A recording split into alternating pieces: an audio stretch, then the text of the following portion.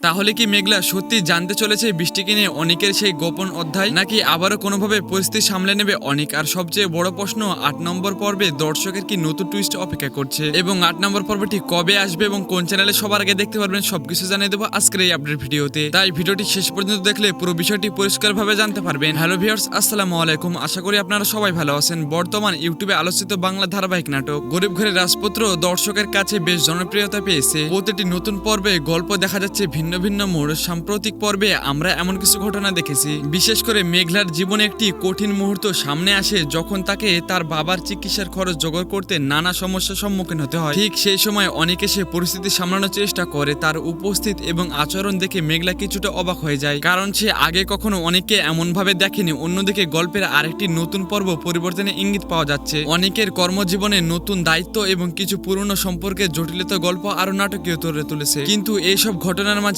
একটি বিষয় ধীরে ধীরে গুরুত্বপূর্ণ হয়ে উঠেছে। মেঘলার মনে তৈরি হওয়া সন্দেহ, একটি অপরিচিত কিন্তু ফোন কল এবং কিছু আচরণ দেখে তার মনে প্রশ্ন জাগতে শুরু করেছে। আগামী পর্বে দর্শকরা হয়তো দেখতে পারেন মেঘলা সত্যি জানার চেষ্টা করতে পারে। তখন পরিস্থিতি কোন দিকে মোড় নেবে সেটি এখন সবচেয়ে বড় কৌতূহলের বিষয়। এখন অনেক দর্শক জানতে চাইছে গরিব ঘরের রাজপুত্র নাটকের ৮ নম্বর পর্ব কবে প্রকাশিত পাবে। এই নতুন পর্বটি ১৪ মার্চ অর্থাৎ শনিবার দুপুর ১২টার দিকে কিন্তু ইউটিউব চ্যানেলে কিন্তু প্রকাশ করা হবে। তাই নতুন আপডেট পেতে অফিসিয়াল চ্যানেলটিকে ফলো করে রাখাই ভালো, এবং আমাদের ছোট্ট চ্যানেলটিকে যদি এখনো সাবস্ক্রাইব না করে থাকেন তাহলে চ্যানেলটিকে সাবস্ক্রাইব করে ভিডিওটিকে লাইক করে দিবেন। তো আজকের আপডেট ভিডিও এখানে শেষ করছি। দেখা হচ্ছে নতুন কোনো আপডেট ভিডিওতে।